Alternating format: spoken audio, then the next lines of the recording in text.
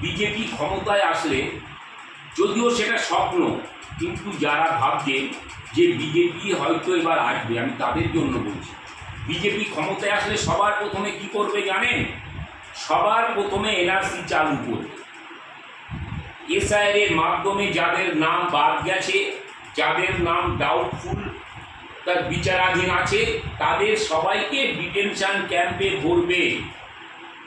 এটা মাথায় রাখবে। দ্বিতীয়ত, আমরা যারা বাঙালি, আমাদের সব থেকে প্রিয় খাদ্য মাছ ভাত, মাংস, এটা আমাদের প্রিয়। আমরা ডাল ভাতও খাই, কিন্তু একটু মাছ মাংস না হলে যেন আমাদের একটা পাতে, দুপুরবেলায় খাবার পাতে এক পিস মাছ না হলে যেন আমাদের পেটটা ঠিক ভরে না। সেই মাছ মাংস কুলিয়াম বাজারে বিক্রি হবে না। এখন নবরাত্রি চলছে, এই নবরাত্রির সময় আপনি বাজারে কোথাও মাছ মাংস পাবেন না। দুর্গা পুজো, কালী পুজো, বিশ্বকর্মা পুজো, সরস্বতী পুজো, লক্ষ্মী পুজো, যত রকম পুজো আছে বলুন, সব পুজোর সময় মাছ মাংস পুরো বাজারে বিক্রি করা বিজেপি বন্ধ করে দেবে। দুর্গা পুজোর সময় আপনার বাড়িতে আপনার মেয়ে জামাই আসবে, মেয়ে জামাইকে নিরামিষ খাইয়ে বাড়ি পাঠা দেবে। জামাইয়ের পাতে এক পিস মাছ দিতে পারবেন না, এক টুকরো মাংস দিতে পারবেন না। এগুলো একটু ভাববেন। তৃতীয়ত, সরকারি কর্মচারী, সরকারি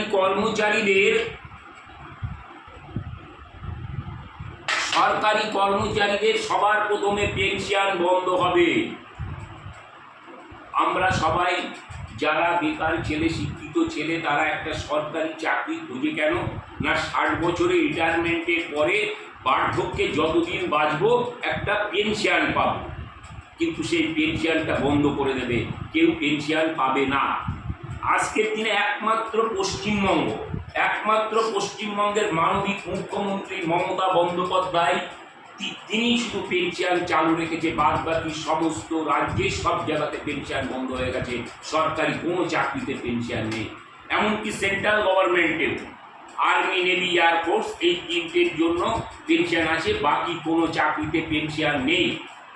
এটা আমি বলছি না, আপনারা গুগল সার্চ করুন, সার্চ করে দেখুন সত্য কি মিথ্যা।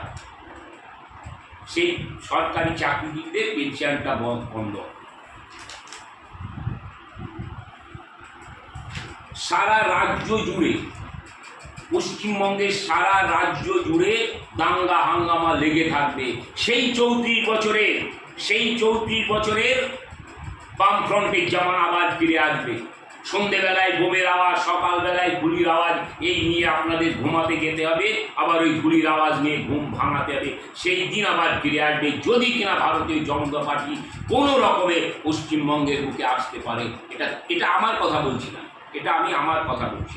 এটা ভারতীয় জনতা পার্টির নেতা দিলীপ ঘোষ থেকে শুরু করে, শুভেন্দু থেকে শুরু করে সকলেই কথাটাই বলছে যে আমরা সবাইকে দেখে নেব, মাটির তলায় ঝপুট মাটির নিচে পুঁতে দেবো, তারাই বলছে।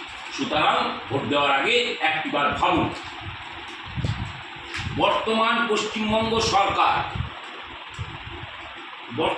পশ্চিমবঙ্গের মা মাটি মানুষের সরকার যতগুলো প্রকল্প করেছে, এর অনেক প্রকল্প বন্ধ করে দেবে। সে লক্ষ্মী ভাণ্ডার থেকে শুরু করে, রূপশ্রী থেকে শুরু করে, আপনার কন্যাশ্রী থেকে শুরু করে, এই যে যত অনেক প্রকল্প বন্ধ করে দেবে। যেসব প্রকল্পের মাধ্যমে হয়তো আপনি বা আপনার বাড়ির পাশে বা আপনার কোনো গরিব আত্মীয় সেই প্রকল্পগুলোর সুবিধা পায়, সেই সুবিধাটা আর কেউ পাবে না। হয়তো আমাদের মধ্যে অনেকেরই আছে, তার মেয়ে বিয়ে দেওয়ার জন্য সে 25 লাখ টাকা খরচ করে বিয়ে দেওয়ার মতো ক্ষমতা আছে, কিন্তু একটা গরিব মানুষ, তার কথা একবার ভাবুন, তার কথা ভেবে ভোট দিন। তার কাছে মমতা ব্যানার্জির দেওয়া 25,000 টাকা অনেক বেশি। সে ওই 25,000 টাকাটা পেয়ে মমতা ব্যানার্জির নামে একবার প্রণাম করে যে মা, তুমি আমাকে এই 25,000 টাকা দিয়েছো বলে আজ আমি আমার বিবাহযোগ্য মেয়েটাকে বিয়ে দিতে পারছি। তাই সেই কারণে বলছি, আপনার ভোট আপনি দিন, বিচার আপনার উপরে। কিন্তু ভোট দেওয়ার আগে একবার সব কিছু ভাবুন। সবসময় মনে রাখবেন, রাগ করে কোনো কিছু করে একটা জিনিস আপনার পায়ে আপনি কুড়ুল মেরে একটা আঙুল কেটে ফেলতে পারেন, সেটা কিন্তু আঙুল কাটতে 1 সেকেন্ড সময় লাগবে না, কিন্তু এই ট্রিটমেন্ট করিয়ে ওই আঙুল কিন্তু ঠিক করাতে বহুদিন টাইম লাগবে। আদৌ ওই আঙুল ঠিক করতে পারবেন কিনা সেটাও সন্দেহ আছে।